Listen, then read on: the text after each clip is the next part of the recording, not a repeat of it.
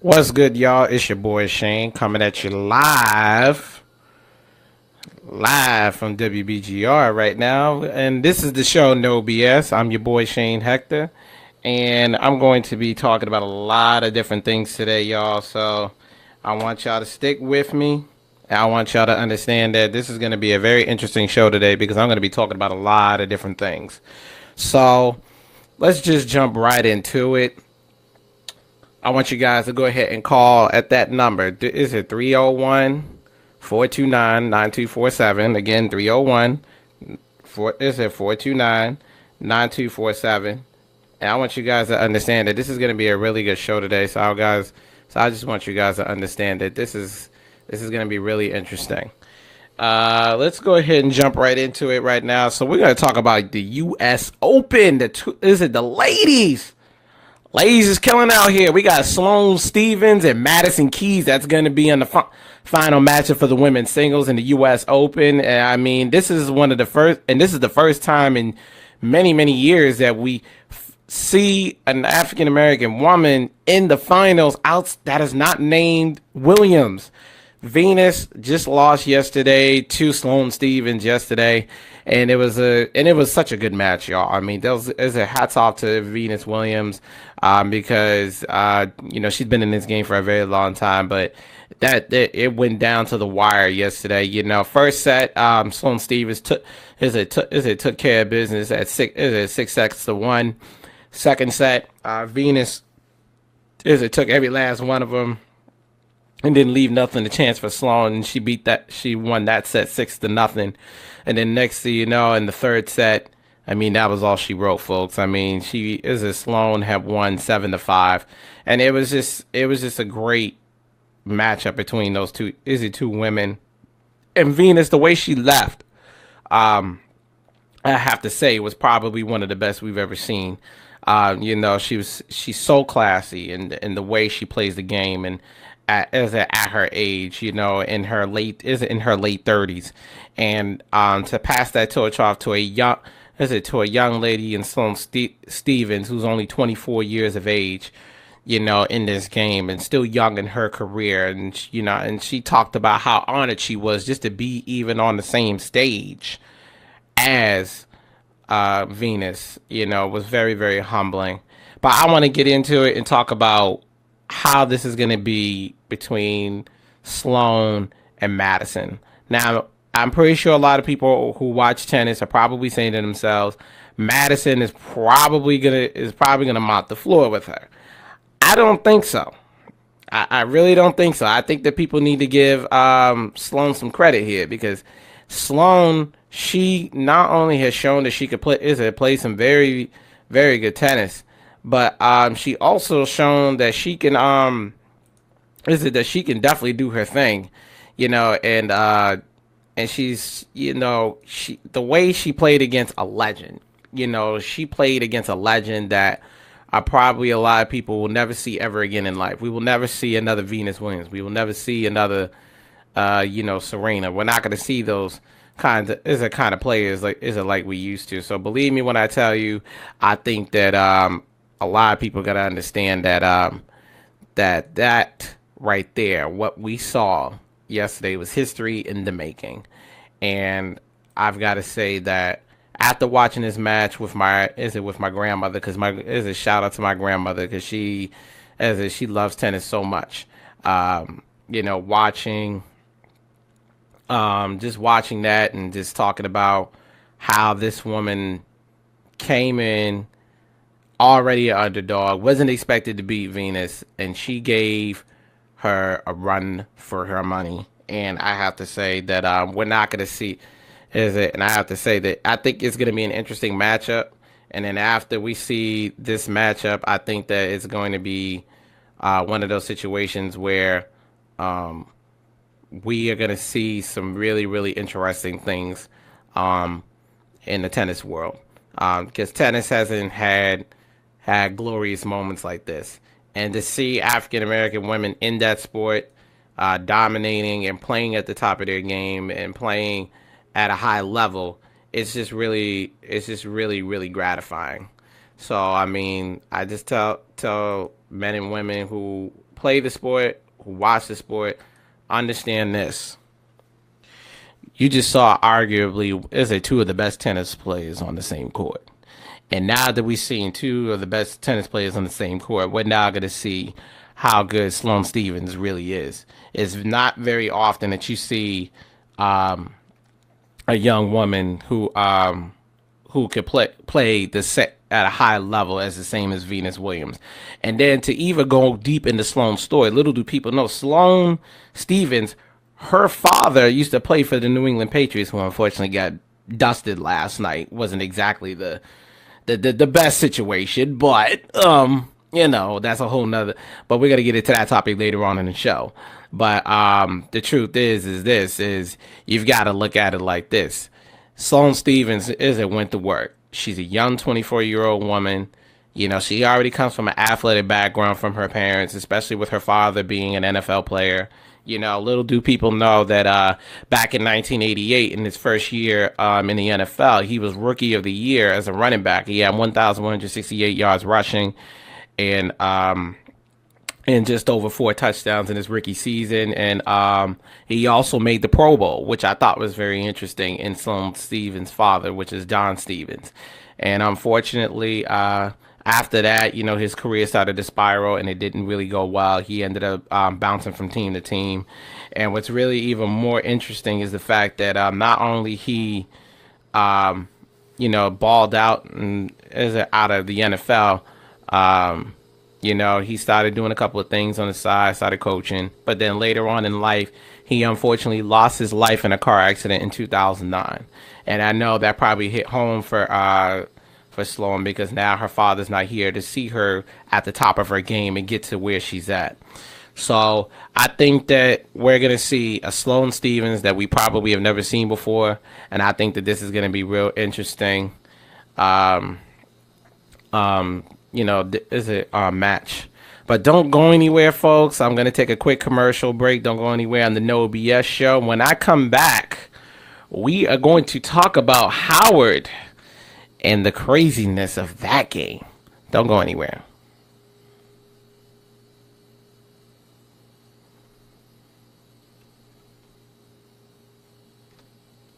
They don't want to go on record as saying otherwise. But to go exclusive to that, I believe, would be a big mistake, and I believe that America needs to actually center in on public education. How can we support? How can we change things, make it better, all the way from the teacher prep arena all the way down to what's happening in our schools. And we need people, again, I think, that are aware of the issues, that are sensitive, and know how to go out and tackle those issues. What do you think about, there has been some talk that Trump wants to...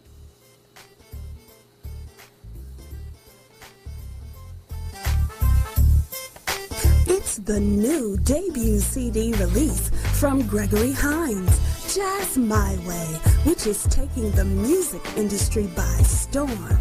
This versatile artist uses the sensuous sounds of contemporary, modern, and smooth jazz to captivate the listener from the first track to the last. Purchase your copy today in stores, on iTunes, or anywhere downloads are available. If you live in or near the DMV area, come out and meet Gregory Hines in person during his CD signing on Saturday, November 29th from 12:15 p.m. to 3:15 p.m. at John 316 Christian Bookstore, 7953 Annapolis Road, Lanham, Maryland. Christmas is right around the corner. Purchase a copy of Jazz My Way for your family, friends, and coworkers. This is one gift they will definitely keep. For more information, call 240-485-6520 or email jazzmyway1@gmail.com. That's jazzmyway, the number 1, at gmail.com. You can always follow him on Twitter at jazzmyway1. That's Gregory Hines, Jazz My Way.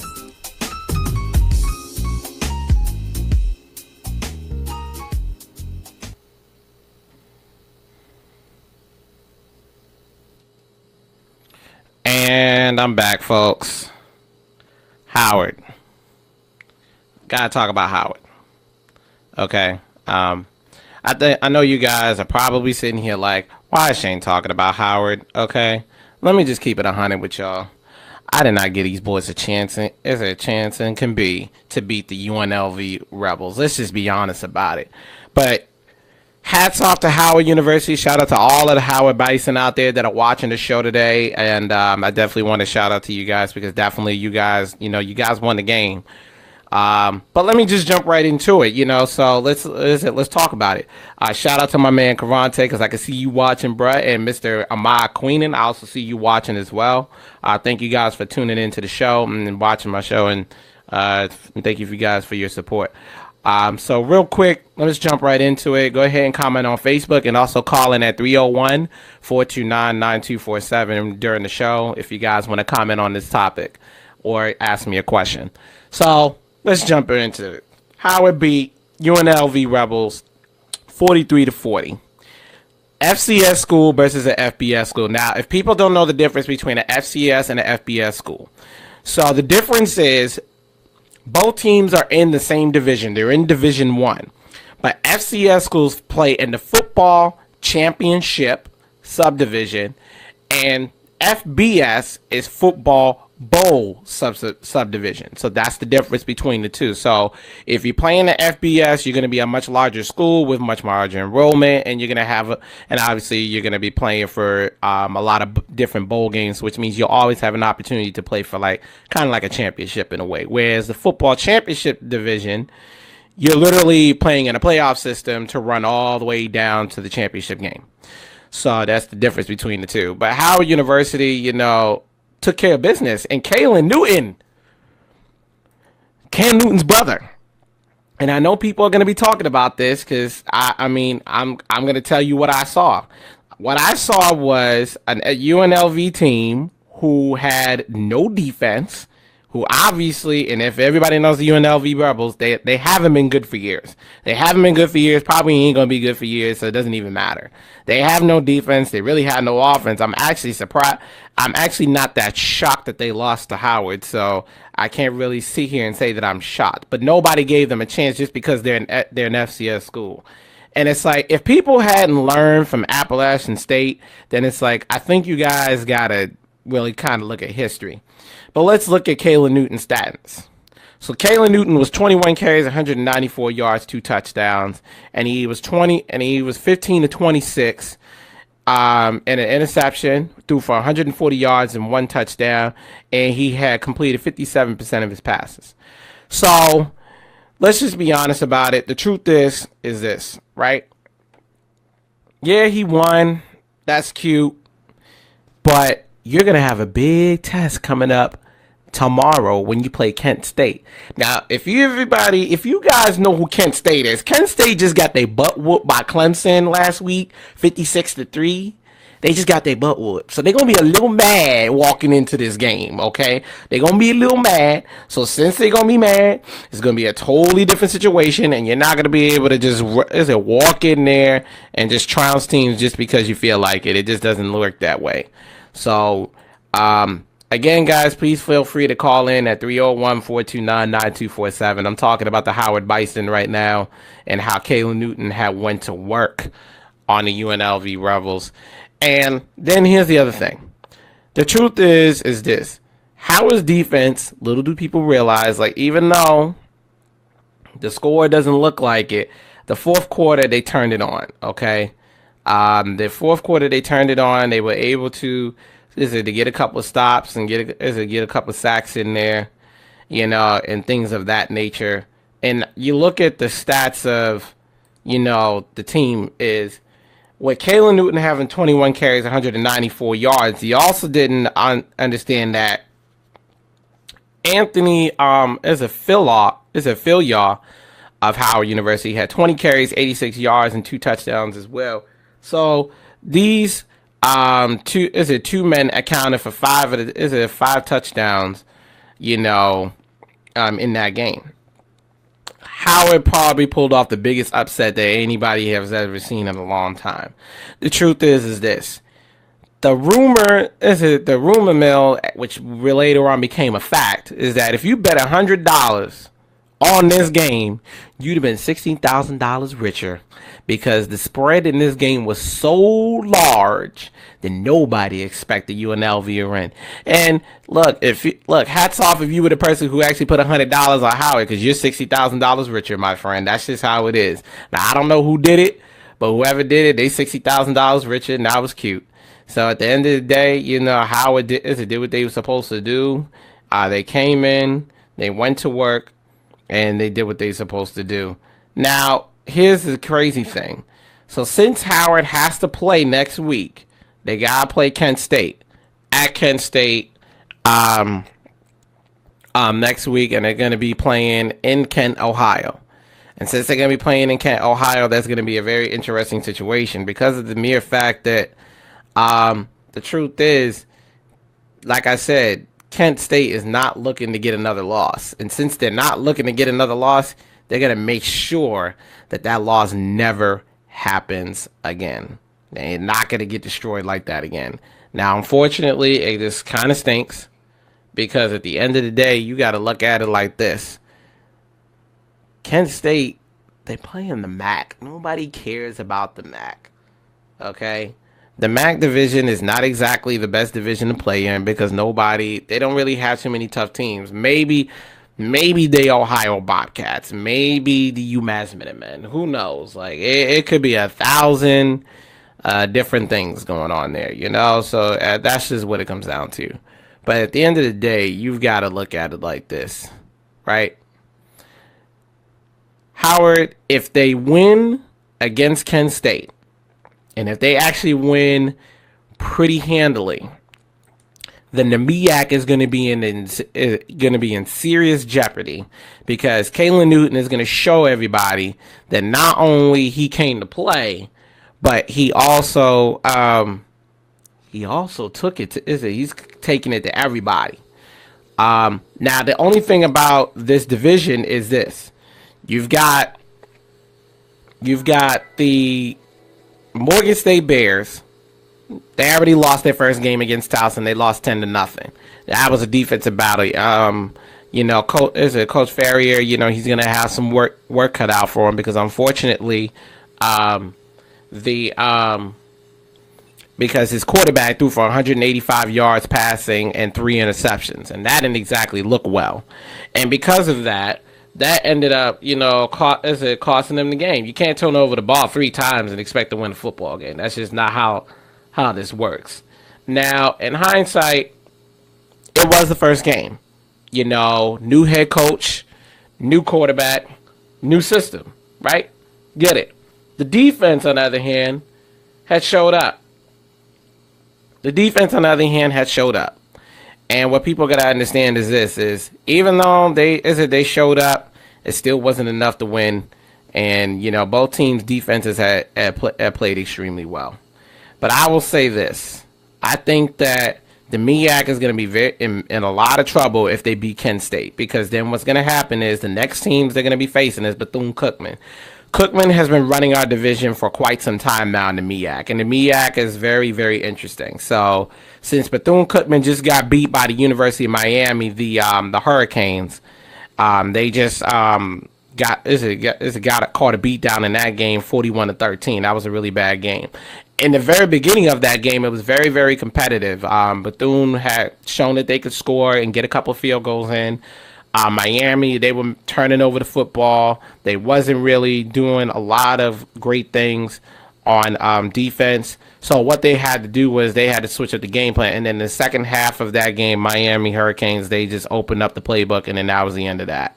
So unfortunately, that was the end of that situation, and there's really nothing you could do about that. So, but for HBCU sports, here's your situation. If Howard beats Kent State, you might want to consider starting to recruit early, because Kalen Newton looking like he might run this division for quite some time if he beats Kent State and keeps on winning and keeps on going and keeps on going. So that's just the situation with that. Not to mention, he not only killed it, but he's got an opportunity to beat another good team. And the only other good team in the MEAC right now is North Carolina A&T. Now, if A&T somehow finds a way to beat them, then the only hope would be Morgan State, the Morgan State Bears in Baltimore, Maryland, to beat Howard University at their own homecoming. Now, I highly doubt that Howard is going to win that game, only because of the fact that historically, Morgan State, we've been kind of beating Howard for years. This isn't nothing new. I mean, Howard's already kind of used to this at this point. But it's a new season, new quarterback, it's a new coach, Mike London. Hats off to him in his first game. But I would love to see how well this team does down the stretch. But if they could beat A&T, Morgan State, and Bethune-Cookman and Kent State, then the rest of the MEAC is going to be easy pickings for them. And I think that's all I'm going to have to say about that topic. So we're going to move on now. I'm going to take a quick commercial break. Don't go anywhere in the No BS show.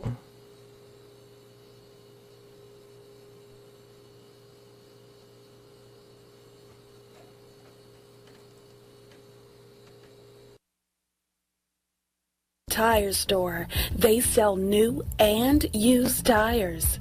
The Tire Store also repairs, installs, balances, run flats, and rotates. With 25 years in business, you can count on the Tire Store. Open 9 to 5 Monday through Saturday, located at 9451 Lanham Severn Road in Seabrook, Maryland. Text inquiries to 240-486-3329. That's right, I said text inquiries to 240-486-3329, and we'll see you at the Tire Store.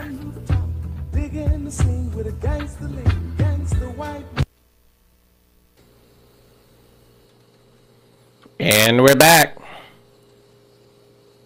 College football games to watch, y'all. Here's some of the big games that I think that everybody really needs to pay attention to. So right now, I just talked about it with Howard. Howard is going to be playing at Kent State tomorrow at 3:30 p.m. in Ohio. And I think that's going to be a very, very exciting game, just because of the simple fact that we're going to be having some. There's going to be a lot of buzz if Kalen Newton actually wins that game. And if he wins that game, then the MEAC is, like I said, is going to be in very big trouble, because then that means that the rest of the MEAC will be open. Will be open for the picking. So that's just what it is. So I think that's going to be one game where it's going to have to, where it's going to have to be in a situation where you're going to have to take that and just run with it. So, and then the second thing is this: you've got Ohio State playing Oklahoma. Coach Stoops ain't there no more, y'all. Coach Stoops is not there. So I'm going to say this. I'm going to make this very clear. I love my Sooners. I really think my Sooners can actually beat Ohio State. But what it's going to come down to is his defense. Can Oklahoma's defense stop JT Barrett and that juggernaut of an offense that Urban Meyer likes to run? If they can beat them, then that's going to send a message to the rest of the NCAA that Oklahoma is coming. Baker Mayfield decided, oh, looks like I got a caller. Caller, you live. Hello? Hello, I was looking to speak with Lionel. Actually, give me one quick second. He actually just stepped out. I'm sorry. No problem. Thank you. So I mean, that's just what it comes down to, folks. I mean, you've got a situation where that is going to be a great game. I think that is going to be high scoring. And you got to look at it like this. The truth of the matter is this, right? The truth of the matter is this. Ohio State has a great football team. Not only they've been great, but they've also shown that that they can ball. And they can ball with the best of them. And because they can ball with the best of them, they can pretty much do whatever they feel like doing. You know, they're in a situation where they not only have been, they have the whole Big Ten to kind of play with, except Michigan, because Jim Harbaugh is going to have something to say about that. Okay, it's not going to be easy. Then you got to play Penn State, and Penn State ain't no chumps either. Okay, Minnesota, you never know with them. They might have an up and down year. Spotty looks like they're getting back to form because they look like they played well on this past Saturday. So I don't know. But do I think they could beat Oklahoma? Absolutely. They're playing at home. Like, why wouldn't Ohio State win at home? However, I'm not going to make it seem like that's going to be the easiest game because Oklahoma is going to be looking to have fun with these boys. And for Oklahoma, they're going to be looking for redemption against Urban Meyer, since Urban Meyer already beat Oklahoma when he was at Florida. Everybody forgot about that, though. And I can tell you right now, that's going to be real interesting. So I think that Baker Mayfield and that Sooners team is going to have some very interesting things to do. I think they're going to have to find a way to put up points against that defense because Joey Bosa's brother, Nick Bosa, is still there. That dude is coming to play. And he's gonna be coming to hit a couple people. And the truth is that defense has got some very good studs on that team. The only thing is the secondary. You just got questions about the secondary. They lost 3 starters from last year's team. Marshawn Lattimore went to the Saints. Malik Hooker went to the Colts, and Garyon Conley's with the Raiders. All 3 guys are first round picks. I mean, I've seen a lot of secondary guys go in the first round, but 3 of them from the same college football team all went in the first round. I think that's something to be said about this football team. So at the end of the day, you've got to look at it like this. This is going to be a very interesting situation, and I think that Ohio State might have the edge in this one, and I've got Ohio State winning that game probably 36-31. I think Ohio State is going to edge them out. I think it's going to be a very close game. Another game I think people should pay attention to outside of the Howard and Kent State game and the Ohio State and Oklahoma game, you definitely need to pay attention to that Auburn and Clemson game. Now, I know a lot of people are going to ask me a crazy question. Why would I pay attention to that? So Clemson may be ranked number 3, but they're playing Auburn, and I don't put nothing past these SEC teams. See, SEC teams, they are very tough. They play very well, and they play with that tough and grind kind of football. They play with NFL style offenses and defenses, and those teams and a lot of those players end up in the NFL usually every year. So for Auburn, if you're an Auburn fan, if you're a Tiger fan, don't be just settle down. Just don't worry about it. You're going to be playing a pretty tough football team. And I think that this is going to be a team that I think might be looking for an upset. They've already upset, top tier teams in the past. This wouldn't be nothing new to them because they are not afraid and they have no problem beating you. Now, we're going to talk about some other matchups I think is going to be really interesting. That rivalry, USC and Stanford. Stanford is ranked number 14 and USC is ranked number 6. Now, the only reason why USC is ranked 6 because they dropped because they played a team and they beat them, but it was a little bit too close for everybody's liking. So, USC is going to have a lot to prove in this game, and I think that Stanford, they're going to have a very good they have a very good team as well. I think those two, I think that'll be another good game to watch. So I will really pay attention to that one all too carefully because you never know in those kinds of games. And that's all that I have for all the college football games to watch. So right now, folks, I'm going to take a quick commercial break. Don't go anywhere in the No BS show. When I come back, we're going to talk about Thursday Night Football and what happened with New England. Like, how did they lose? We thought they was going 16-0. I don't know. But see y'all in a bit.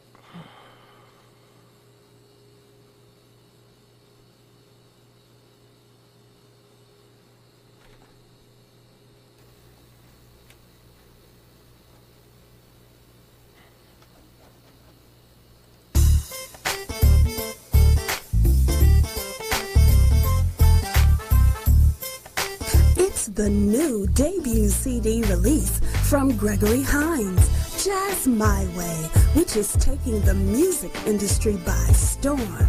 This versatile artist uses the sensuous sounds of contemporary, modern, and smooth jazz to captivate the listener from the first track to the last. Purchase your copy today in stores, on iTunes, or anywhere downloads are available. If you live in or near the DMV area, come out and meet Gregory Hines in person during his CD signing on Saturday, November 29th from 12:15 p.m. to 3:15 p.m. at John 316 Christian Bookstore, 7953 Annapolis Road, Lanham, Maryland. Christmas is right around the corner. Purchase a copy of Jazz My Way for your family, friends, and coworkers. This is one gift they will definitely keep. For more information, call 240-485-6520 or email jazzmyway1@gmail.com. That's jazzmyway, the number 1@gmail.com.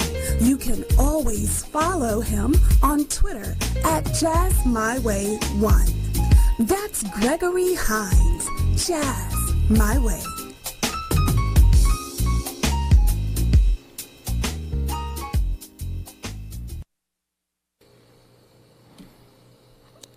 And we're back, folks. Thursday Night Football was crazy, and New England, y'all let me down. Y'all lost 42-27. I'm not saying this game wasn't close, that what the score reflected, but you got beat. Like that wasn't even cute. You lost by 15 points to a team that everybody thought y'all was gonna lose to. Hats off to the Kansas City Chiefs. I mean, that was a good football game. I think that don't hesitate to call in, folks. 301-429-9247. 301-429-9247 is the number to call in if you want to talk about this topic with me. But the truth is this. New England, you got a lot of work to do because, I mean, you've lost a lot of guys. First off, let's just talk about the linebackers. So, Dante Hightower has an MCL sprain, minor though, so he'll probably either be back for the next game or probably not for a couple of weeks, who knows.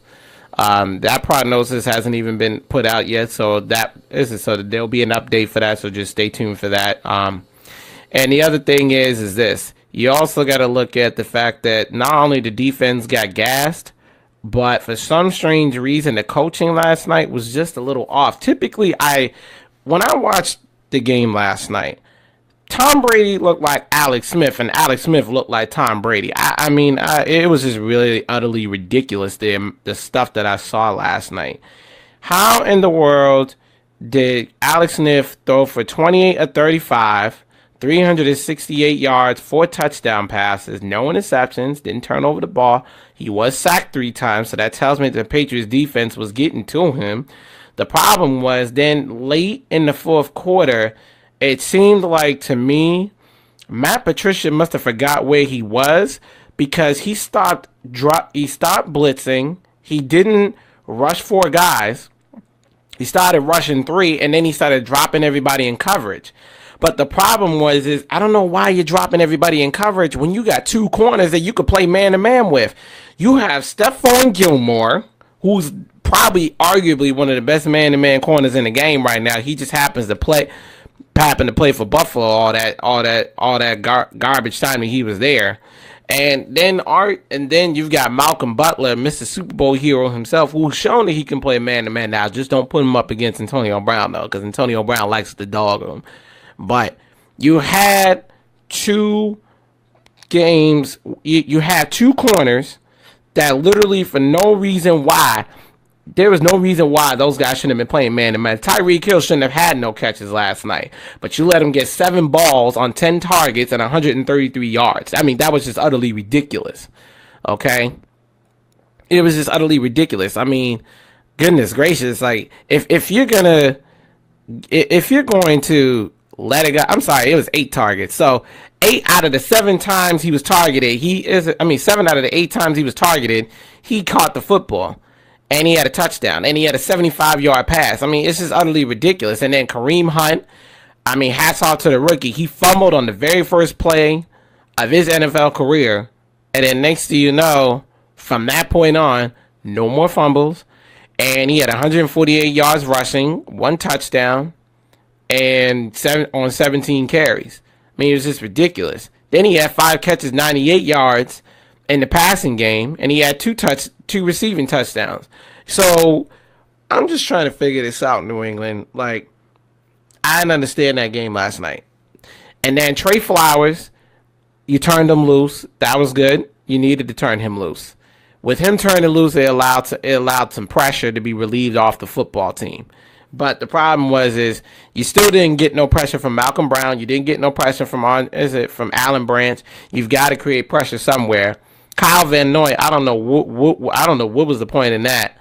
Like, I don't know why he's even on the field. And I saw very little of David Harris. Now, if anybody knows who David Harris is, he was a linebacker for the Jets. He was a long-time linebacker for them. He was actually a very good linebacker out of Michigan. He played during the Rex Ryan days, and he carried over to the Todd Bull days. But the only thing with David Harris is I didn't see much of him last night. Didn't know where he was. I thought he was going to be on the field, but I didn't see him. And now my other issue is, since Hightower is looking like he might not even play next game, where do you go from here? The truth is this: you have no more linebackers. Mayo retired. You sent Jamie Collins to the Browns all because you thought he wanted Von Miller money, and that's what it was. And so you sent him over there. He's gone now. Now we don't have no linebackers that can really stuff the gaps that we need them to stuff. And now we're in a situation where you're going to be looking at yourself like, okay, so now we have no linebackers. Our pass rush is mediocre at best. You tried to pull Rob Ninkovich out of retirement. That didn't work. So now you're stuck. Now the secondary is forced to do a lot more work than they really are used to doing, because Devin McCourty was all over the field last night. And hats off to him last night. He played a great game. It just was terrible that his team still lost, but Devin McCourty played an awesome game right now. He's making a lot of tackles. He was making some very big hits out there. I mean, for a guy who used to play corner and converted over to safety, he played extremely well. So I have to give my hats off to Devin McCourty. But here's the situation.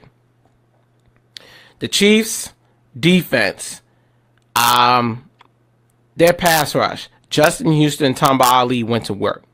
Big Poe wasn't really in the game. In fact, I don't even think he's there. He's not even there anymore, so it doesn't even matter. But Alan Bailey went to work, and I saw a little bit of Benny Logan last night. He came to play a little bit as well, because he was stuffing some gaps. And then Alan Bailey, he was getting in ears, and he got a sack off Brady. Justin Houston got a sack off of Brady as well. Overall, no, the Chiefs defense had about 3 sacks. So they played extremely well. However, here's the issue. The issue is this. The secondary for Kansas City got exposed. Let me explain why they got exposed. Brady still threw for the 267 yards. He was 16 of 36. So he didn't really have a great game, but he didn't have a bad game. The problem was the Chiefs secondary kept getting penalties because they were doing a strategy that I don't necessarily agree with this strategy because I don't like the strategy at all. I just think that tells me you're very scared. But Brandon Cooks, all last night, he kept getting mugged. He was getting held all over the line of scrimmage.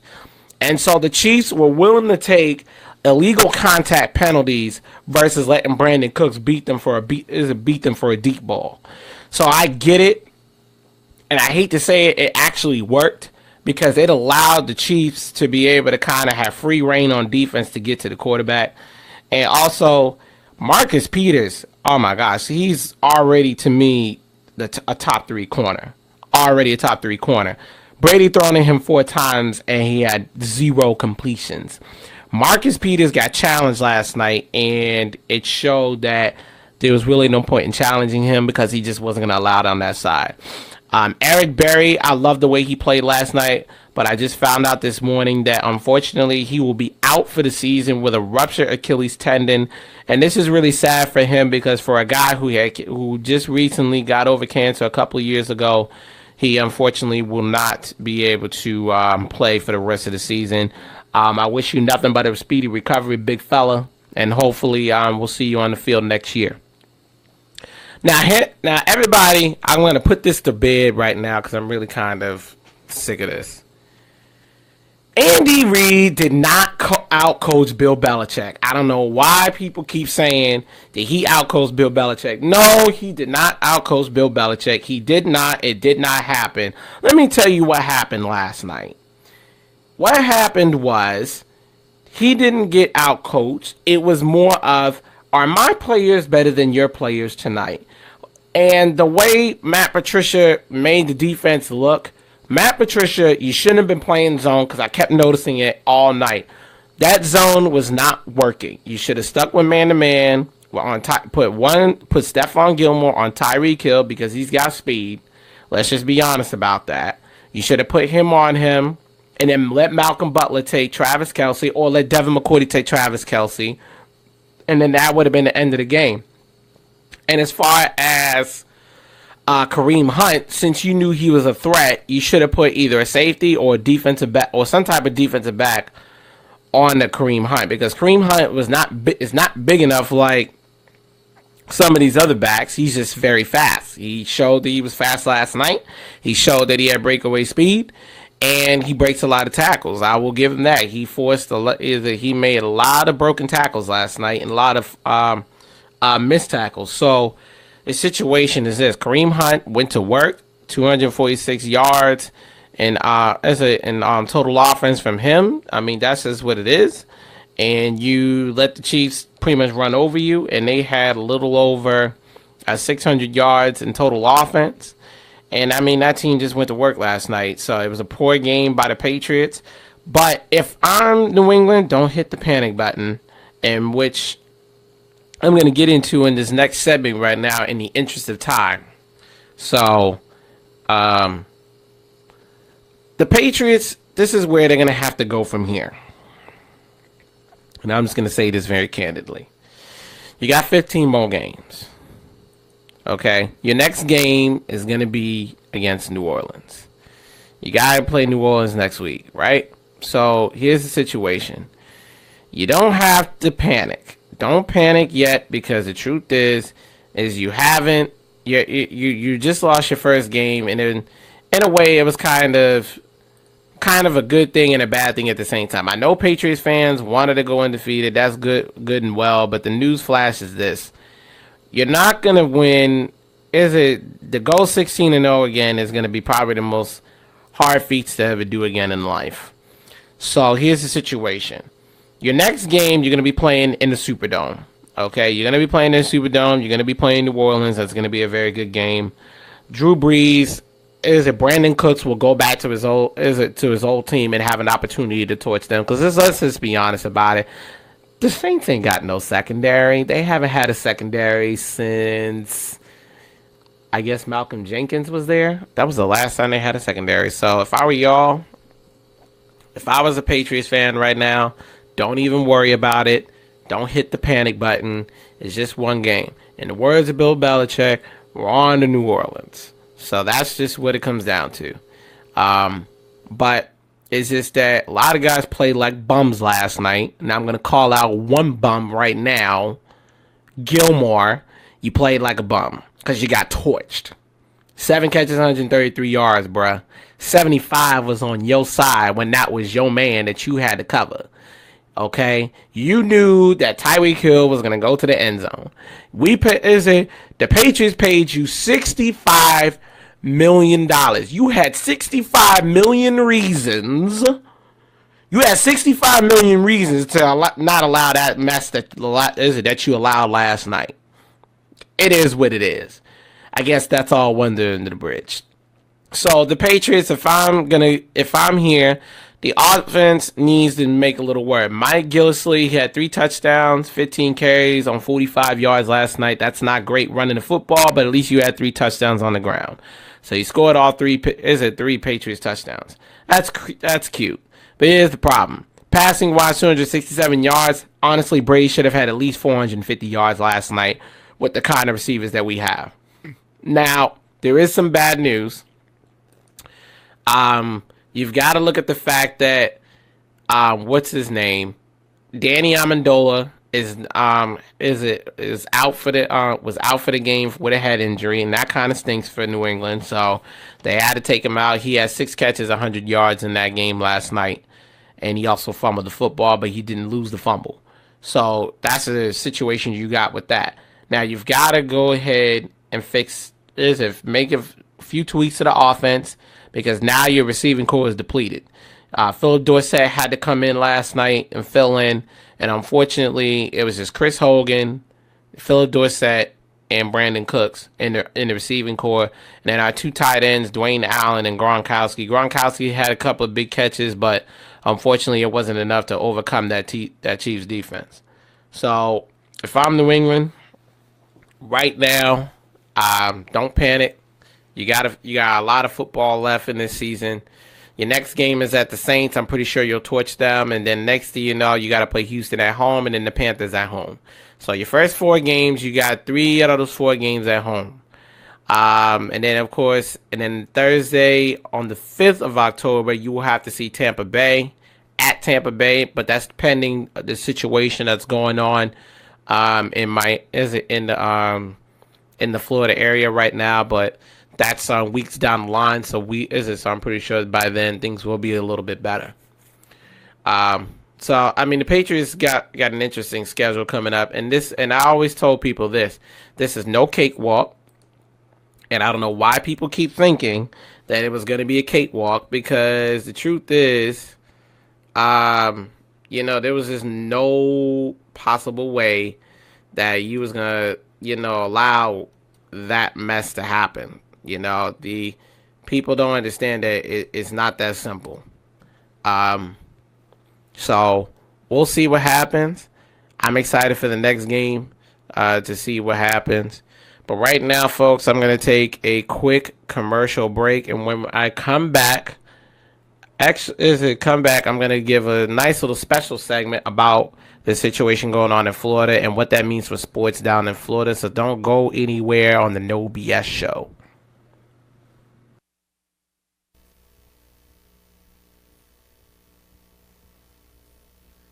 The state of Maryland is pleased to announce that Maryland residents have the opportunity to install solar energy systems with absolutely no out-of-pocket expense. Interested parties can contact Vivint Solar at 301-437-7639. Our knowledgeable solar professionals will arrange an appointment and begin the process of qualifying your home for this exclusive state-sponsored program. Call 301-437-7639. It's time that you sample Leon's World Finest Barbecue, home of the best beef brisket in PG County. And you can't leave without trying our Carolina pulled pork, smoked turkey drumstick, smoked jerk chicken, and tasty barbecue beans, potato salad, coleslaw, rum cake, fried Oreo cookies, and so much more. Located at 9448 Lanham Salmon Road in Lanham, Maryland. We are serving up the world finest at Leon's Barbecue. For catering or additional information, call 301-577-1322. That's 301-577-1322. 1322 and make Leon's World Finest Barbecue your favorite. And tell them that you heard it on WBGR Network.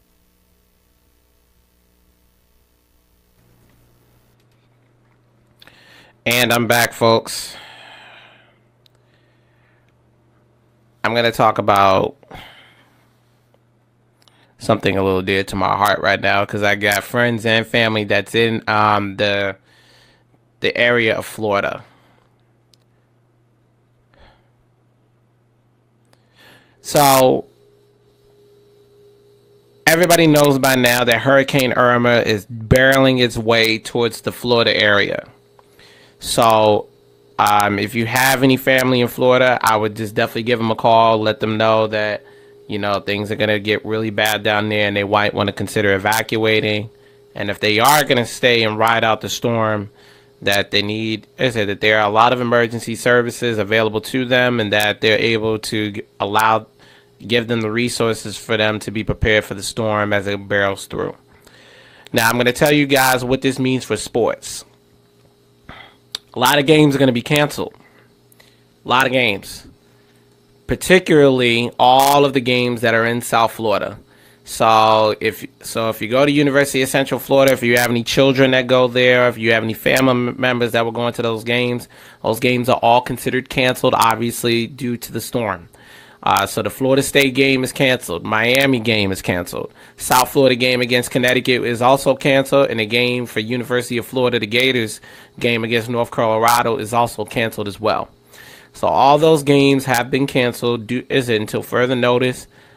It is unclear if those games will be rescheduled for later in the season. It is unclear right now. But I do want people to understand that right now it's about safety, and it's about safety for the kids, for the guys who's playing, safety for the children, for those kids who go to that school, to those schools, and also in the Florida area at this moment. Also, in addition to that, the NFL has also canceled that game between the Buccaneers and the Miami Dolphins. Both games, that game has been canceled due to the storm. So the Miami Dolphins and the Buccaneers, that game has been canceled, and it's been moved to November 11th.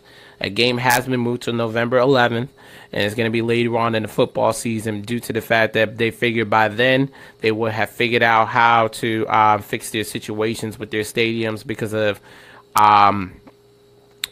devastation that might happen very, very soon. Come late tonight, early tomorrow. So if you have any questions, questions, concerns, comments, please call me at 301-429-9247. You can call me right now. We could talk about this, about the storm that's barreling its way towards Florida.